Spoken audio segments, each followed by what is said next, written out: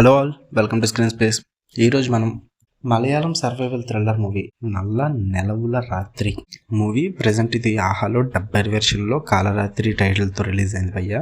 Story plot వచ్చేసి కొంతమంది friends ఉంటారు, వాళ్ళందరూ ఆర్గానిక్ ఫార్మింగ్ చేస్తుంటారు. వాళ్ళలో ఒకరికంటే పడదు కొంతమందికి.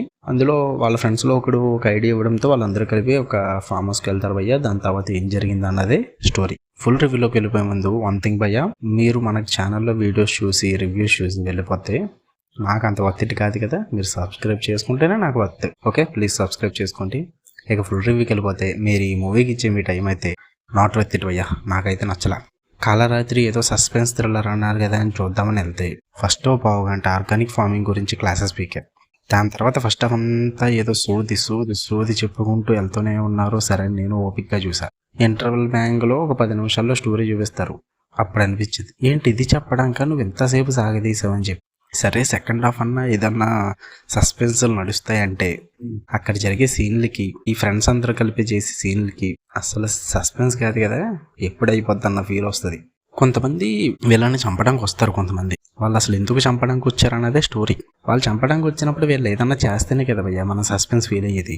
వీళ్ళు ఏం చేస్తారా అంటే దాక్కుంటారు. ఆ దాక్కున్న సీన్లని తిప్పి క్లైమాక్స్ వరకు చూపిస్తారు. అసలు ఆ చంపడానికి ఎందుకు వచ్చారన్న ట్విస్ట్ అన్న బాగా రాసుకున్నారంటే అది విన్నాక లిటరల్లీ నవ్వు వస్తుంది భయ్య. ఆ ట్విస్ట్ వచ్చేదాకా మీరు వెయిటింగ్ ఉంది చూడు, అది అస్సలు వర్తిట్ కాదు. ఆ ట్విస్ట్ విన్నాక ఏంటి దీనికా అనిపిస్తుంది. ఆ సెకండ్ హాఫ్లో జరిగే సీక్వెన్సెస్ కానీ, ఆ థ్రిల్లింగ్ మూమెంట్స్ అని ఎందుకులే మళ్ళీ పేరు దానికి, అవి థ్రిల్లింగ్ మూమెంట్స్ కూడా కాదు. ఆ మూమెంట్స్ కానీ అన్నీ బోర్ కొడతాయి మీకు. ఫస్ట్ హాఫ్ ఏమో డెడ్ స్లో ఉంటుంది, సెకండ్ హాఫ్ ఏమో మనకు ఆ థ్రిల్లింగ్ మూమెంట్స్ ఏమి ఉండవు. ఏదో చూపించాలన్న పేరుకు చూపించినట్టు ఉంటాయి సీన్స్. సస్పెన్స్ థ్రిల్లర్ అంటే మనల్ని స్క్రీన్కి హుక్ చేయాలి, థ్రిల్లింగ్ మూమెంట్స్ ఉండాలి, ట్విస్ట్స్ ఉండాలి. ఇవన్నీ ఉంటేనే మూవీ వర్కౌట్ అవుద్ది. ఇవేమీ లేకుండా తీసిన మూవీయే కాలరాత్రి భయ్య. పొరపాటున ఈ మూవీ మీకు నచ్చిందంటే మీరు ఇప్పటిదాకా సస్పెన్స్ థ్రిల్లర్స్ మూవీస్ చూడలేదంటే నో డౌట్. అందులో అంత వరస్ట్గా ఉంది మూవీ. మళ్ళీ దీనికి సీక్వెల్ ప్లాన్ చేశారు. ఫస్ట్ మూవీ చూడడానికే ఇంత కష్టపడ్డాం, మళ్ళీ దీనికి సీక్వెల్ ఎందుకు భయ్యా అన్న ఫీల్ అయితే నాకు వచ్చింది. ఎన్నో హాలీవుడ్ మూవీస్ని చూసి దాని రెఫరెన్స్లు తీసుకుని తీసినట్టు అనిపించింది భయ్య డైరెక్షన్. కొన్ని అక్కడ ఉన్నవి తీసినట్టు తీసేసిన బాగుంది, కొంచెం థ్రిల్లింగ్ అనిపిద్దాం.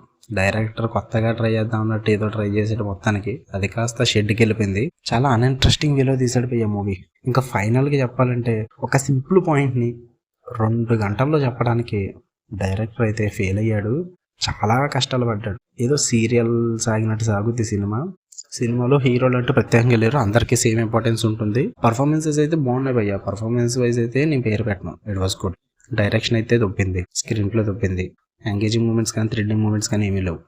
బీజిఎం అయితే అబ్బో అక్కడక్కడ వినిపిస్తుంది, అక్కడక్కడ ఏం వినిపించదు. వినిపించిన మట్టుకు మాత్రం ఓకే పర్లేదు అనిపించింది. ఇంకా డబ్బింగ్ అయితే సెట్. ఒకవేళ మీరు ఎవరైనా మూవీ చూస్తుంటే మీకు ఎలా అనిపించదో కామెంట్ చేయండి. రివ్యూ నచ్చితే లైక్ చేయండి, షేర్ చేయండి, సబ్స్క్రైబ్ చేయండి. Love you all, bye.